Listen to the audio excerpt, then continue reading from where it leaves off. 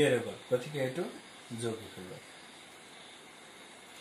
অযুগ্ম সংখ্যা কিন্তু যৌগিক হয়, যেনেকৈ 9 9 কিন্তু অযুগ্ম, ইয়াক 2 এৰে ভাগ নাযায়, ঠিক আছে, কিন্তু যৌগিক হ'ব। কেনেকৈ 9 ক 1 এৰে ভাগ যায়, 3 ৰে ভাগ যায়, 9 এৰে ভাগ যায়, 1 আৰু 9 ৰ বাহিৰত আৰু এটা সংখ্যাৰে ভাগ গ'ল, গতিকে 9 টো আমাৰ যৌগিক হৈ গ'ল। ই কিন্তু যুগ্ম নহয়, কিন্তু যৌগিক।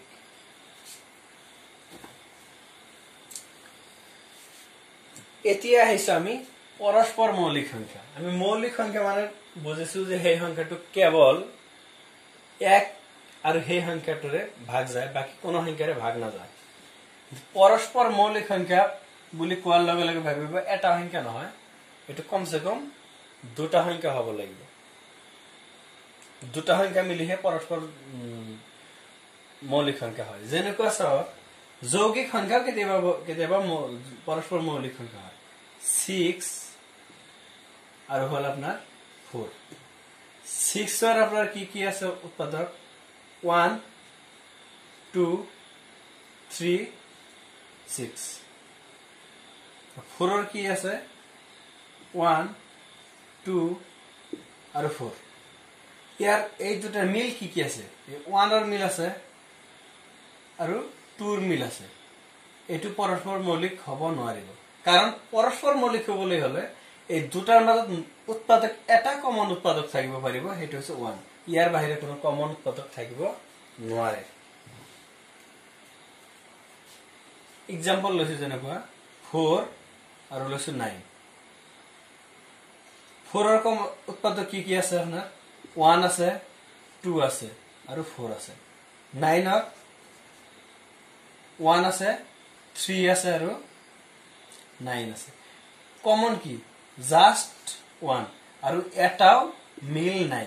যদি একমাত্ৰ দুটা সংখ্যাৰ উৎপাদকৰ মিল মাত্ৰ এটা সংখ্যা বা এক মিল থাকে, তেন্তে ইয়াক কোৱা হ'ব পৰস্পৰ মৌলিক। গতিকে কোৱা হ'ব এই 4 আৰু 9 হৈছে পৰস্পৰ মৌলিক সংখ্যা। আৰু এটা এক্সাম্পল ল।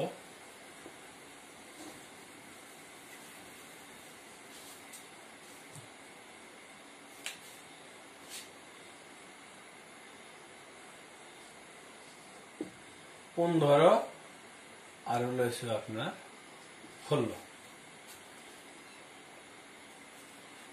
15 উৎপাদক কি কি? 15 1 আছে, 3 5 গুণ 15, গতিকে 3 আছে আৰু 5 আছে আৰু লাস্ট আছে 15। এইকেইটা হৈছে 15 উৎপাদক। 16 ৰ উৎপাদক কি কি? 1 2 এৰে যায় কেইবাৰ, আপোনাৰ 4 এৰেও যাব, 8 এৰেও যায়, লাস্ট আছে 16। এইকেইটা উৎপাদক। কমন কি কি আছে? জাস্ট 1, আৰু এটাও চাওক কমন নাই, কমন নাই, কমন নাই, কমন নাই। যদি একমাত্ৰ এক দুটা সংখ্যাৰ উৎপাদকৰ মিল হয়, মানে 1 ইয়াৰ উৎপাদক 1 ইয়াৰ উৎপাদক 1, এইটোৱে মিল, আৰু কোনো উৎপাদকৰ মিল নাই, তেতিয়া 15 সেই সংখ্যা দুটা 16 পৰস্পৰ মৌলিক।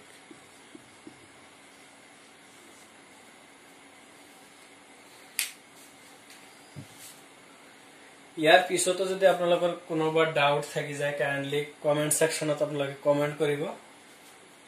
I will try to solve it. ইয়া ছিল আমাৰ পৰস্পৰ মৌলিক সংখ্যা। এতিয়া চাওক যোগাত্মক বিপৰীত সংখ্যা। যোগাত্মক বিপৰীত কাক কয় চাওক।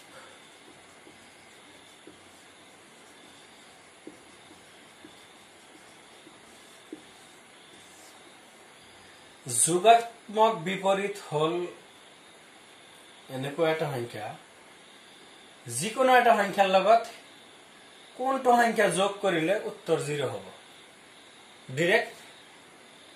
আৰু আটাইতকৈ সহজ বুদ্ধি হল জাস্ট চিহ্নটো পৰিৱৰ্তন কৰি দিব, প্লাস থাকিলে মাইনাস, মাইনাস থাকিলে প্লাস কৰি দিব। কেনেকৈ? সাপোজ লৈছে 5 ৰ আগত একো নাই, মানে কি প্লাস আছে, ইয়াৰ লগত আপনি ইয়াৰ 5ৰ যোগাত্মক বিপৰীত হ'ব কি? -5।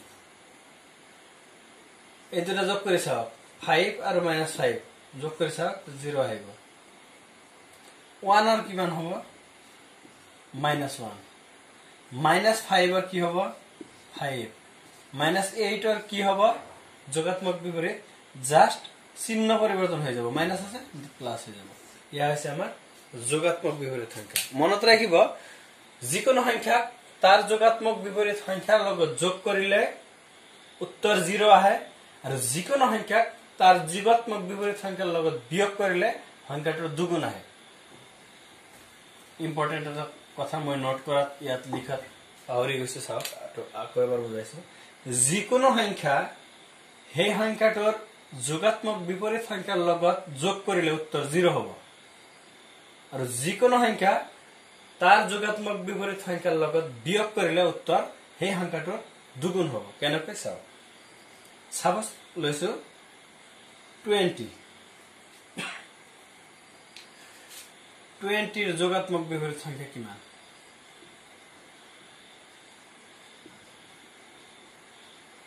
বিপরীত সংখ্যা হইছে -20 এটা 20 আর -20 যোগ করিলে তোর 0 আইব সব 20 প্লাস -20 আলটিমেটলি কিমান হবে 20 -20 ইকুয়াল টু 0 আহে ওকে এতিয়া কইছো যিকোনো সংখ্যা তার যোগাত্মক বিপরীত সংখ্যার লগত যদি বিয়োগ করা হয় সেই সংখ্যাটো দুগুণ আহিব কেনেকৈ ইয়াৰ লগত ইয়াৰ বিয়োগ ফল কৰি চাওক ইয়াত কৈ দুগুণ আহিব যেনেকুৱা 20 মাইনাস ইয়াৰ যোগাত্মক বিপরীত হৈছে -20 তেন্তে কি হল 20 মাইনাস মাইনাস প্লাস 20 আলটিমেটলি 40 আহিল আর 40 হৈছে এই 20 এর দুগুণ এতিয়া আমি এটা নেগেটিভ সংখ্যা লৈছো -15 এর যোগাত্মক বিপরীত কিমান হ'ব 15 হ'ব এই দুটা যোগ কৰি চাও যোগ কৰিলে 0 আহিব 15 প্লাস 15 ইকুয়াল টু 0 এতিয়া দুটা যোগ কৰি সৰি বিয়োগ কৰি চাও এই ইয়াৰ দুগুণ আহিব -15 এই 15 মাইনাস কৰিলো -15 -15 -30 কিন্তু -15 এর দুগুণ ওকে এটা খুব ইম্পর্টেন্ট এটা বিষয় মনত রাখিব ঋণাত্মক বিপরীত হল যিকোনো সংখ্যা এনে একটা সংখ্যার পূরণ কৰিব লাগিব যাতে উত্তৰটো 1 আহে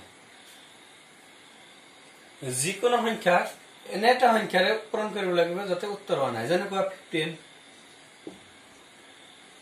এৰ গুণাত্মক বিপৰীত কি হ'ব 15 এৰ গুণাত্মক বিপৰীত হ'ব এনেকুৱা এটা সংখ্যা যেটো 15 এৰ লগত পূৰণ কৰিলে 1 আহে কি হ'ব 15 1/15 15 কাটা 1 গতিকে 1/15 হব 15 এর গুণাত্মক বিপরীত 1/15 বা ইনভার্স করে দিলে হল তলত আমি জানো যিকোনো সংখ্যার 1 থাকে তলৰটো ওপৰত ওপৰটো তলত ওকে 15 এৰ ঠাইত আমি এটা ভগ্নাংশ লৈছো তেনেকুৱা হাফৰ গুণাত্মক বিপৰীত কি হ'ব হাফৰ গুণাত্মক বিপৰীত হ'ব 2 টো ওপৰত যাব 1 টো তলত আহিব 1 টো তলত দিব নালাগে গতিকে 2 কিয় প্রমাণ কৰিছা হাফৰ লগত এটো পূৰণ কৰিছা 1 আহিছে যে পূৰণ কৰিলে তো 1 আহিব লাগিব আমাৰ এটো কন্ডিশন ইয়াৰ কি হ'ব 3/7 হ'ব মানে 7/3 পূৰণ এই 3/7 3 কাটা 7 কাটা আলটিমেটলি 1 আহে ইয়া আছিল আমাৰ গুণাত্মক বিপৰীত সংখ্যা 4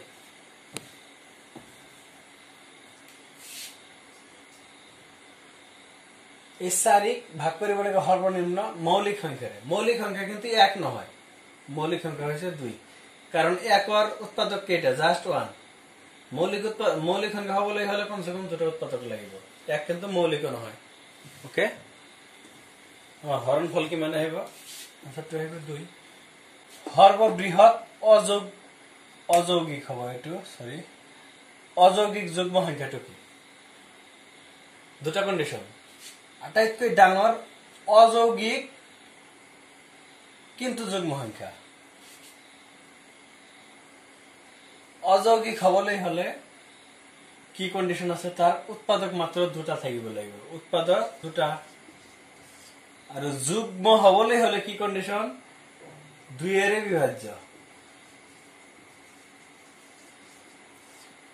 চাওক এই দুটা কন্ডিশন ফিল কৰিছে আমাৰ 2 সৰ্ববৃহৎ 2 হৈছে আটাইতকৈ ডাঙৰ অযৌগিক সংখ্যা যেটো যুগ্ম হয় 2 এর পিছত যুগ্ম সংখ্যা লগ 4 4 তো আপনার 1 2 4 আহি যাব এটো তেতিয়া আপনার অযৌগিক না থাকে যৌগিক হৈ যাব এটো অযৌগিক হয় প্লাস যুগ্ম হয় গতিকে ইয়াৰ आंसर হ'ব 2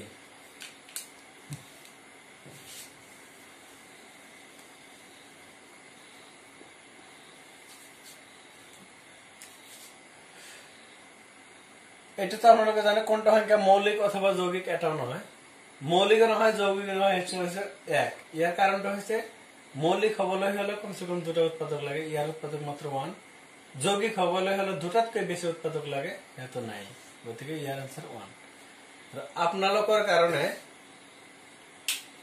পাৰিব আশা কৰিছো সবাই পারিব এটো খুব সহজ এটা প্রশ্ন আজি দিছে আপোনালোকে কাইন্ডলি কমেন্ট সেকশনত ইয়ার आंसर তো দিব কোনটো সংখ্যাক তার প্ৰতিলোমেৰে হৰণ কৰিলে হৰণফল তাৰ দুগুণ হয় মানে এনেকুৱা এটা সংখ্যা সেই সংখ্যাটোক তাৰ প্ৰতিলোমেৰে যদি হৰণ কৰা হয় বা ভাগ কৰা হয় ভাগ কৰিলে এই সংখ্যাটোৰ দুগুণ হ'ব উত্তৰ থ্যাংক ইউ